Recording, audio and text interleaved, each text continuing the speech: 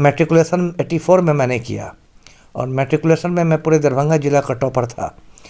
और उसके बाद मैं पटना साइंस कॉलेज आ गया। फर्स्ट ईयर में मैं न्यूटन हाउस में था, सेकेंड ईयर में कैवेंडिश हाउस में था। लेकिन पटना साइंस कॉलेज में मेरा मन नहीं लगा।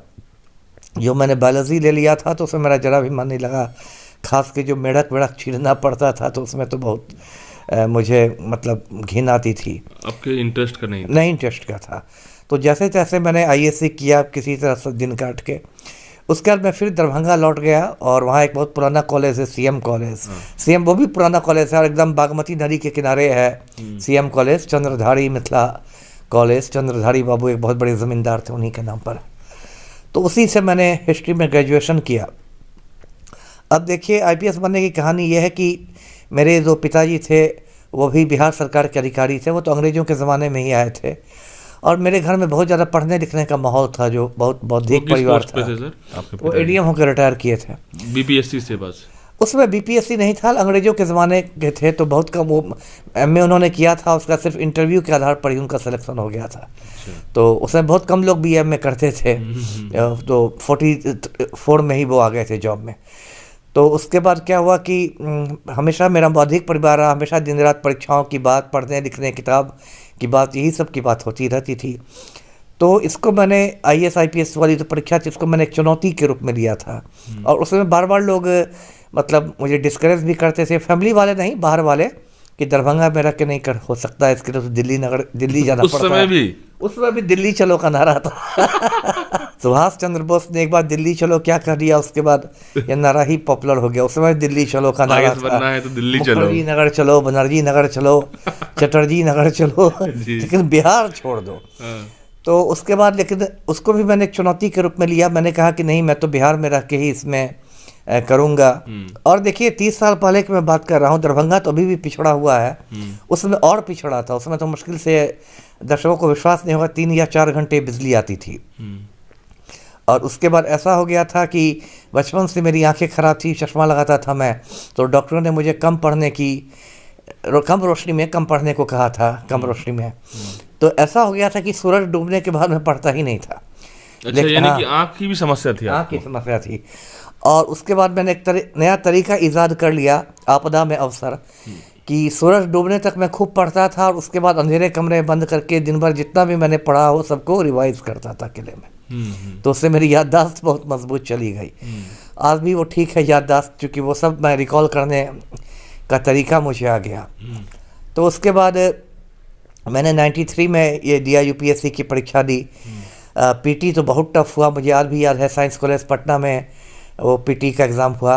उसका जो मेन एग्ज़ाम हुआ उसमें भी पटना ही में मैंने सेंटर दिया था। अलग अलग पटना में कि अलग अलग स्कूलों कॉलेजों में अलग अलग विषय थे। मेरा ऑप्शनल पेपर था हिस्ट्री और पॉलिटिकल साइंस, इतिहास और राजनीति विज्ञान। और कितने एज में सर आपने निकाला? 25 साल में। कितना attempt? First attempt. Rank sir? Rank तो अभी याद नहीं, अच्छा रैंक था मुझे, आईपीएस मिला। तो उसका अभी मुझे याद है, यहाँ मैं तुलसी होटल में रह के मैंने परीक्षा दी थी। तुलसी होटल अभी भी है, ये बांकीपुर पोस्ट ऑफिस जो आप देख रहे हैं ना, जी जी, है ना, सब्जी बाग के पास, उसी सब्जी बाग वाले मोड़ पर तुलसी होटल है। अभी भी मैं उस तरफ से गुजरता हूँ तो तुलसी होटल देख के मुझे याद आती है। वो छोटा मोटा होटल था, मध्यवर्गीय आदमी का होटल था, बहुत बड़े होटल में तो मैं रह नहीं सकता था। तो तुलसी होटल में देख के मैंने पूरे मेन की परीक्षा दी, लिखित परीक्षा जो होती है। शुरू कब की है सर तैयारी ऐसा मैंने नहीं शुरू किया। देखिए क्या हुआ था कि मैंने ये सोचा था कि 94 में मैं लिखित परीक्षा दूंगा, लेकिन अचानक क्या हुआ कि पता चला कि 94 से मंडल आयोग की सिफारिशें लागू हो जाएंगी। तो एक साथ 27% सीटें घट जाती, जो पिछड़ी जातियों वाली हो जाती। तो मैं तो सामान्य कोटि से था, जनरल कैटेगरी से, तो हड़बड़ा के मैं उसमें बैठ गया। और उसके बाद मतलब परीक्षा तो मेरी अच्छी गई थी, लेकिन यूपीएससी को तो बहुत टफ बनाता था, इसलिए गारंटी नहीं थी कि इंटरव्यू कॉल आ ही जाएगा। तो इंटरव्यू कॉल आया तो फिर दर्शकों को विश्वास नहीं होगा, मैं पहली बार तो दिल्ली गया, वो यूपीएससी का इंटरव्यू देने गया था। और अभी भी याद है, मेरे बड़े भैया हैं, अब तो अमेरिका में बहुत ऊंचे पद पर है, न्यूयॉर्क में, डॉक्टर हर्षवर्धन दास, उनके साथ में गया था, ट्रेन से गया था।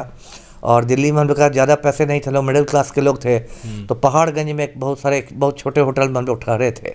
पहाड़गंज में छोटे छोटे होटल हैं, सस्ते होटल, उसमें ठहरे थे। और इंटरव्यू हुआ था मेरा, जो यूपीएससी का मुख्यालय है धौलपुर हाउस कहते हैं, धौलपुर के महाराजा थे, धौलपुर राजस्थान का एक रियासत है। तो पहले के राजा महाराजा दिल्ली में अपने अपने मकान बना के रखते थे, राजधानी होने की वजह से। पटियाला हाउस, धौलपुर हाउस, मंडी हाउस। तो धौलपुर हाउस में ही तो यूपीएससी का मुख्यालय है शाहजहाँ रोड में। तो वहाँ जाकर मैंने इंटरव्यू दिया। मेरा इंटरव्यू बहुत अच्छा चला, लगभग 50 मिनट तक चला, जबकि औसत स्टूडेंट्स का 10 से 15 मिनट में जय हिंद हो जाता है। आमतौर पे सर एक क्वेश्चन इसमें ये कर देते हैं, आमतौर पे जो आईपीएस सब बनते हैं ना, वेल कम्युनिकेटेड नहीं देख रहे हैं, या कम्युनिकेशन होता भी है तो बोलते कम है नौकरी में जाकर के। तो आप कम्युनिकेटेड शुरू से थे या फिर आईपीएस बनने के बाद हुए? नहीं, शुरू से थोड़ा बहुत था। मैं डिबेट में भाग लेता था, डिबेटिंग में। और इंटरेस्टिंगली बात, आपने वो बात छेड़ दी, तो मैंने जो फॉर्म भरा था यूपीएससी का, मैंने हॉबीज़ भी भरना रहता, आपके शौक क्या है, तो उसमें डिबेटिंग भी भर दिया था, वाद विवाद।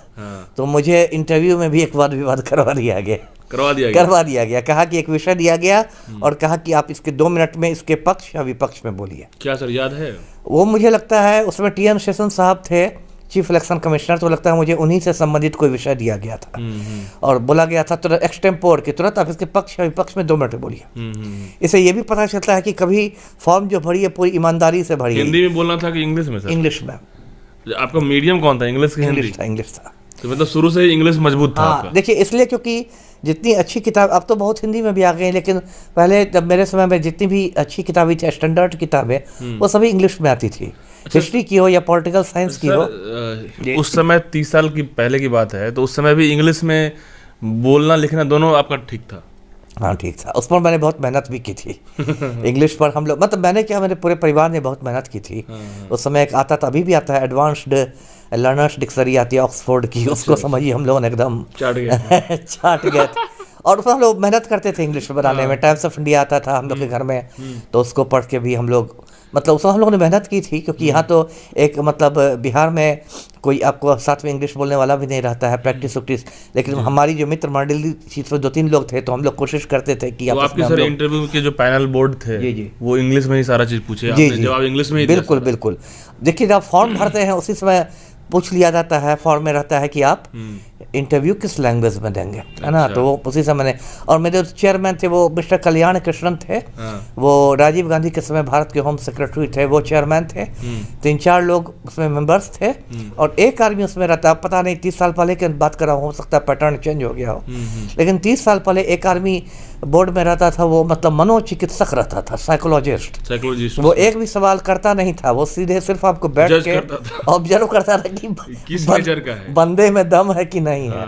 और जब आप निकल जाते थे इंटरव्यू देके, और तब चेयरमैन डिस्कस करता था कि इसको कितना मार्क्स दिया जाए, उसमें उसकी भी बात सुनी जाती थी। वो एनालाइज करता था कि इस बंदे में कॉन्फिडेंस था कि नहीं, ये ऑफिसर बनने लायक है कि नहीं, मतलब यह है कितना डिसाइसिव है। बिल्कुल। तो ये सब हिंदी मीडियम से ज़्यादा टफ होता है क्या? नहीं, अब तो देखिए, अब हिंदी मीडियम से बहुत लोग आने लगे हैं। अब तो देखिए, मतलब देखिए समय समय के साथ बदलता रहता। हम लोग के समय में चूँकि बहुत अच्छी अच्छी किताबें हिंदी में नहीं थी, तो उस समय हिंदी में आना काफ़ी टफ था। लेकिन अब तो मैं देखता हूँ बहुत सारे लोग हिंदी में भी आते हैं, और अच्छा रैंक आता है। तो मतलब कंपैरिजन देखा जाए तो हिंदी थोड़ा सा टफ। हाँ, इसलिए देखिए, मैं हिस्ट्री का एग्जांपल दे रहा हूँ। हिस्ट्री में जितनी भी अच्छी अच्छी आपको किताबें मिलेंगी ना, सब आपको इंग्लिश में है ना। तो ठीक है, हिंदी में अब तो मार्केट में बहुत अनुवाद भी आ गया है, अब तो अनुवाद की भी दुनिया है, लेकिन जो ओरिजिनल किताबें सब इंग्लिश में, या पॉलिटिकल साइंस में जितनी अच्छी अच्छी किताबें हैं वो सब इंग्लिश में है।